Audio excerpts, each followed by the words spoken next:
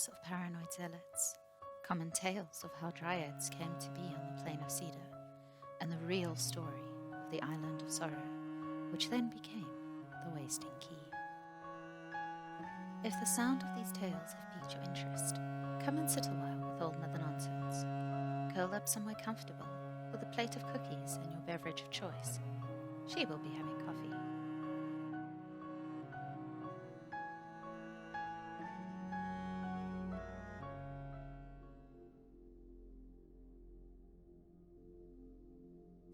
Rumours. Rumoured to be a gate directly into the river of tar of the afterplace, the island known as the Wasting Key is a place of fire and ash, and home to Haukasa Tumshok, the largest active volcano in Cedar. The island is most assuredly and definitely alleged to be cursed, for it was described as a haven before something angered the land and the volcano erupted. 401 times in 401 days, the volcano raged and purged its disapproval onto the land and into the air. It is a place where the very air threatens to choke any breathing being, and the ground is hot coal that can burn through even the strongest of metals. A prison once sat at the base of the volcano, though, if it is still there, it is surely devoid of all mortal life, lost to the fire and ash. How dryads came to be is a common bedtime story for younglings of Cedar who also enjoy history. Just a small reminder, youngling, there are no existing maps of Cedar from before the War of the Split. If you could stretch your imagination just a little, remember from your geography lessons that all the continents were once one whole, and the kingdoms were far larger than they are today. The 162nd year of the Second Age, the era of shadows, during the rampage of the goddess of autumn. How dryads came to be. Once upon a time, long ago, during the time of Cedar's era of shadows, two mortals ventured forth from Romanar, off across the Arset Sea in search of Bridge. Theramis and Cosselton believed that they would be safe there, as the goddess of games had already taken Aedoris over, and would not crave yet another wasteland to call her own. Outraged by their cowardice, the god of honor sent a great and terrible storm to blow them far of course and out to the edge of Cedar. The mortals fought the rain and waves with such determination to stay their course that Theon, muse of adaptability, impressed with their will to live, distracted the All-Slayer with a game of thunder. Only the two deities will ever know what prize was promised. This calmed the storm long enough for Theramis and Cosselton to wash ashore on a yet undiscovered island. While exploring the land, the mortals discovered that it was nearly devoid of life, but decided that they would settle down there. They would try to work the land and build a home instead of, once again, infuriating the god of combat with yet another retreat from their situation. They pushed through the harsh conditions for nearly a year, things looking up when Theramis fell pregnant, and they declared to work even harder to make the island safe for their coming youngling. Their happiness was not to be, however. When their game ended and Huldel had discovered that he had been tricked, he set upon the small island a winter to rival the frozen kingdom. The blisteringly harsh season struck Theramis extremely ill, and their little one was born still. They wept as they buried it at the base of the volcano. On its tombstone carved the words, "The blood of the lost for the island of sorrow." But then, younglings, Theramis and Cosselton awoke the next morning to find the island completely changed, flourishing and green despite the dead of winter. That evening, a creature appeared to them, a creature that looked to be not altogether mortal, but not quite altogether monster either. It walked like a mortal, but its face was opalescent and devoid of all features, save for a mouth. Hooked antennae and horns sprouted from its forehead and ribs. Its body, an amalgamation of bark, branches, rock, and flesh. Its hands, fingers, and claws gloved in intricately detailed gold, and its wings laden with red crystal. It was a Titan youngling, one who managed to escape the great sleep after the day of light, it would seem. It told them not to be afraid. It told them that its name was Zatulta. He told them that the day of light had come at a price. In order to let the mortals bear their own, the god of creation was no longer permitted to create with his own hands, and fell into a great sadness. The world womb, unable to see her lover suffer so, sequestered the god away on this very island. She gave him the volcano as his forge, a boulder of Dosa rock the size of a ship, a river of gold, the oldest living tree from Sudan, and the biggest pearl to ever come from the depths of the flat deep. She encouraged him to build once more, to create a vessel into which he could keep his anguish. Armed with the most valuable materials to have come from his wife's domain, the soul forger spent 2 days crafting Zatulta, pouring his sorrow and pain into the creature so that he may accept his choice and be at peace. Once the god was done, he doused the flames and buried the vessel of all his pain at the bottom of his forge. He took the hand of his best beloved and returned with her to their home in the endless meadow. Zatulta had lain dormant in the bowels of the forge until Theramis and Cosselton had buried their stillborn. Their sorrow was so familiar to his own that he had been stirred awake from his slumber. He promised them that, as a child of both the soul forger and the muse of nature, he would take their pain and use it to make the island whole, so they might try again. However, they had to keep him fed, and the creation of life was something he of the old world could not help them with. For 2 years, the mortals made love before the cold forge. Each time they did not conceive, Zatulta took the proof of blood from Theramis and sowed it into the land, so she and Cosselton would be safe and well supplied for when the youngling would eventually come. And come it did. He was a beautiful boy, with the power to speak plants into existence, with skin of sapling emerald and hair of deep moss. He would keep the island alive without a blood offering. They named the boy Urugwa in the mother tongue of the elder gods, and offered him as a husband to their island savior, so that he too may know the joy of a family. Zatulta instead offered to be the boy's teacher, and to let him stay with the mortals until they died, at which time he would decide whether or not to take Urugwa as his bride. They lived in peace until long after the Second Age had ended, Zatulta helping Urugwa grow his power, while Theramis and Cosselton continued to offer up blood so that the last son of Dalden could maintain his life. When Theramis passed, Cosselton buried her next to their lost child and asked Zatulta to grow vines of roses around the place he and his wife had continued their love for so many years since. The mortal man would pluck a vine each month and use it to slash at the flesh of his inner thighs while standing in the now sacred space, imitating, as best he could, the ritual his love had performed 100,000 times before. Zatulta was pleased by his continued sacrifice, and, as the man lay dying, he promised to keep Urugwa happy and their home beautiful. One day shy of the new moon, after Cosselton had grown beyond even his extended life, and had passed over into the care of the endless meadow, Urugwa came to Zatulta. He asked why they were not yet lovers.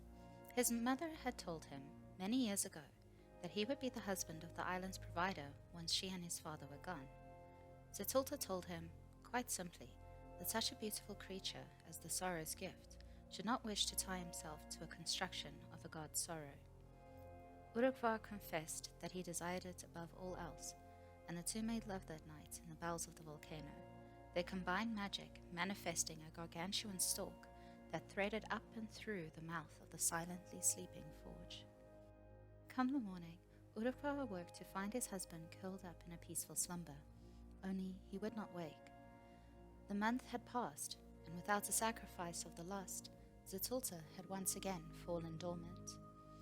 Urugwa sprinted up to the sacred place and tried himself to perform the same ritual his father had done countless times before him. But it did not work. Being born from sheer determination and the magic of sorrow itself, he did not bleed. Consumed by sorrow, Urugwa hollowed out the stalk with his thorned claws and placed his husband inside of it. He then set to tearing through the stem in his grief, He believed the gods and their muses to have abandoned him, and they would not be allowed to gaze upon his misery. As the stalk fell, the pod which had formed at the top burst open, setting loose 10,000 white seeds. A breeze caught them and carried them away, to land in kingdoms as near as Romanar and as far away as Brech. In his sorrow, Urukwa had not only destroyed the only thing he and Zetulta had created together, but he had lost every last one of their children as well. These, youngling, became the Dryads. By their nature, they immediately began tending over the lands where they had been carried off by Granny Stitchsoother's wild wind. But Urukwa would never know this to be their fate. Neither would he know that Zetulta had simply been too weak to move and not yet asleep. The last sound the last son heard, before he returned to slumber, were the sorrowful cries of his lonely bride. Life lessons for nonsense younglings. The life lessons to be gleaned from this common bedtime fairy tale are thus. Do not retreat unless you know for certain the Allslayer is distracted, and do not fall in love with creatures that require blood for survival. An unlocked history of the Wasting Key is a conveniently forgotten and covered up continuation of the childhood tale. It would do younglings well to remember that the history found in books is often one-sided. Only the Keeper of Time, Old Mother Nonsense, was there to see both sides of this particular story. The first year of the Sixth Age, the Aeon of Indulgence. About the time one autumn fae princess was being reminded that she was, in fact, not a man. An unlocked history of the Wasting Key.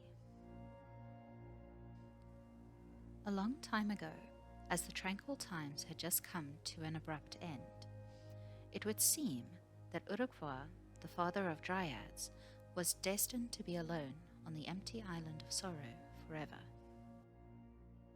And it would have been just so, younglings, if Cosseltum, father to Urukwa and now passed on, had not predicted that this might very well be the case.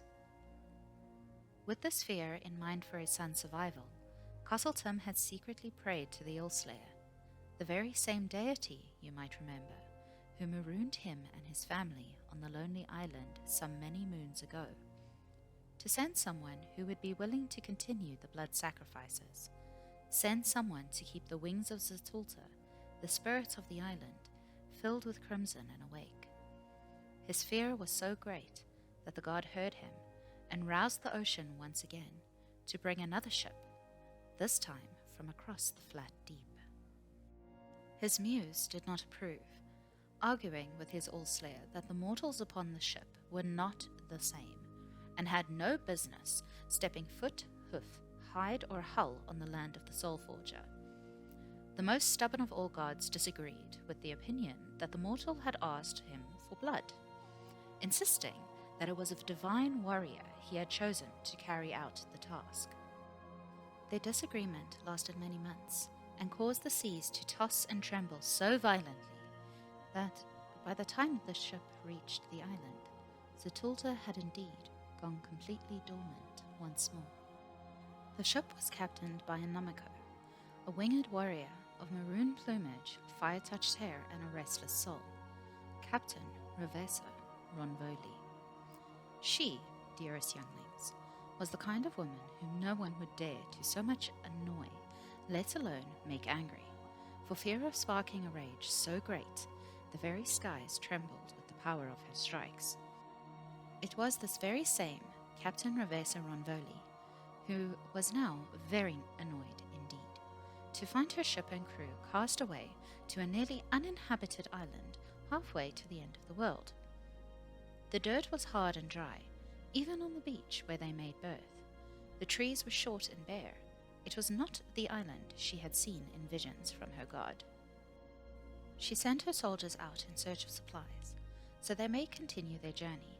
To rest with this side quest, they would away towards the Sunderwick Shallows, where they would battle with Kongor against the deep and blasphemous mortals of Consela. Spotting a trail of dry grass, Revesa followed it into the decayed underbrush to find a bear, near dying in a circle of dried thorns. She notched an arrow to put the creature out of its misery, when a man, with green vines growing from his very skin, appeared before the creature. She kept herself hidden and watched. The man placed his hand on the desolate earth and grew a young sapling, full to the brim with berries.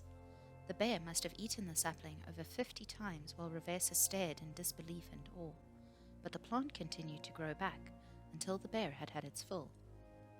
She stepped out and made herself known to the man. "We, younglings, know who this man is, don't we?" And she demanded he grow such plants for her and her soldiers to eat. Urukvar refused, replying that only suffering could make the earth grow here, and that he would meet her again, when she was about starving to death. Infuriated by the evidently a fey spirit being uncooperative, Revesa almost drew her sword on him, when a few of her men found the two and presented their commander with a tablet they had found. The blood of the lost for the island of sorrow. The Namako demanded her men capture the Fae before she drew her dagger and killed the bear, spilling its blood over the once sacred space. She cut out its heart and had her men hold the uncooperative sprite's head back and mouth open as she let its life force drip down his throat. Urukvar screamed for his lover to protect him, and Flora burst forth towards the resting place of the last sun, but it couldn't reach. Many, many years of loneliness had made him weak. Revesa grinned at her discovery of how to bend the spirits of the island, and imprisoned him in her camp, while her soldiers picked the small patch of land barren. It was only when she asked why they had not brought the whole plant that she was informed that it didn't grow back. It was then that Revesa understood why her deity had sent her here. Combat, though glorious, was a glory shared. Before her call to arms by the sea, she had been stationed in Bridge to control the lawbreakers and lost souls that had cowardly fled to the shifting lands. To rid Cedar of such undesirables would be a glory that she, and she alone, would hold. She dubbed the island the Wasting Key and sent forth her soldiers to bring back architects to build her a prison, the most fortified that had ever been built, and then she filled it with the worst of the worst, men and women, young and old, mortal of both the sun and deep, all who had done the unspeakable and turned to evil desires, thoughts, and deeds. No one was exempt from her absolute and unchallenged rulings over thieves, traitors, murderers, and deserters. If found guilty in the eyes of Captain Revesa Ronvoli, execution was the one and only sentence.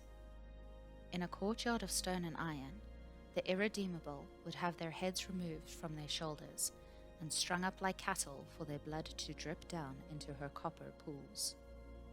The pools would drain at sunrise and sunset, and in an isolated cell beneath the prison of lost souls, Urukvar, falsely convicted Island of Sorrow, would be fed and the land would thrive. If found innocent, well, they were so few and far between, younglings, that no one really remembers if any were. It took 200 feedings for Urukvar's flora to reach the base of the volcano, 200 more to climb it and begin its descent towards where his husband slept, but it would never get there. The stalk that had been broken so long ago left a chasm between them. 400 lives, the number to realize that he was alone, that his lover was never going to wake and come for him. Urukvar cried out as 401 became the number upon which he would finally begin to drown in blood. His pain was felt by all his children and all those who had come after in their lines.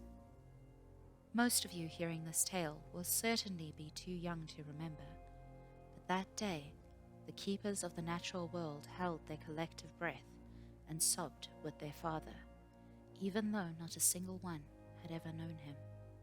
It was heartbreaking, seeing the plants he'd been reaching out for nearly a decade start to wilt as his vision began to grow black. A single green leaf clung to the broken stalk with everything it had left, but it was not enough. It fluttered down. A gentle breeze swept it into the hollow where Zatulta lay still as stone, and it landed within his claws. The offering housed within that tiny folio throbbed with the fear of a once loved and 401 souls lost to the will of a madwoman. Pain, terror, and despair ripped Zatulta from the Mirrorlands, as though from a terrible nightmare. Every broken soul, guilty or not, screamed at him to wake up. Zatulta tore himself from his bed and charged up the stalk, leaping with inhuman strength across the chasm that separated him from the outside.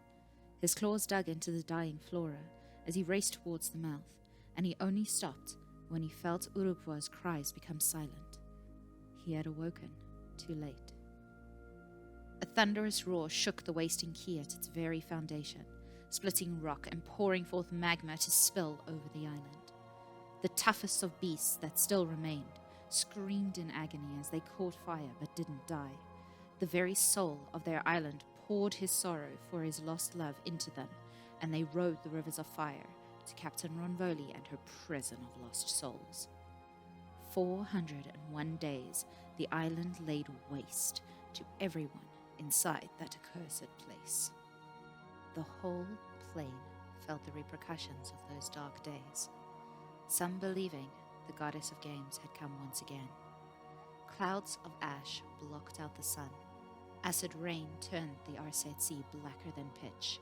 An unending fire lit up the western horizon for over a year. By the time there was nothing left, half of Cedar was rightly terrified, and the other half stupidly curious. Today, younglings, convicts of the worst kind are still shipped off to the wasting key to be sentenced by the now unforgiving elements. Scholars who have adventured there speak of a noxious fog that surrounds the island for a kilometer at least, as magma still sludges into the sea. Beasts, singed and charred, drink from rivers of hellfire, and the once inescapable prison of souls now lies in ruins. Those who have returned, youngling, have never recovered completely. A deep-seated and unending sorrow taken hold in their hearts that no amount of adventure, nor treasure, nor love can overcome. They waste away from it, drowning in unprovoked misery and despair. They manically mutter and insist that a beast, unlike any other, roams the hills of ash. They say it is digging through brimstone, as though looking for something, a monstrous creature of the before times, with fire in its wings and gold upon its arms. Broken-clawed and faceless, it cries through the nights, causing whoever hears it to become filled with a sadness as deep as the emerald ocean and as vast as the tundras of Consela.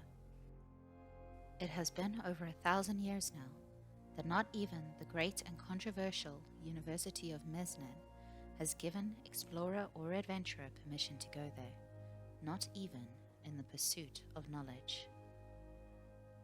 So no, I wouldn't suggest a trip to the Wasting Key. It isn't a very nice place, though there may still be one more soul buried beneath the prison, lost and calling for his husband, unheard through the layers of molten rock and pain. Were one to unite them, that one may just find themselves indebted from the last son of the Soul Forger, and his love, the first Dryad. More life lessons for nonsense younglings. The life lessons to be gleaned from this part of the tale are thus.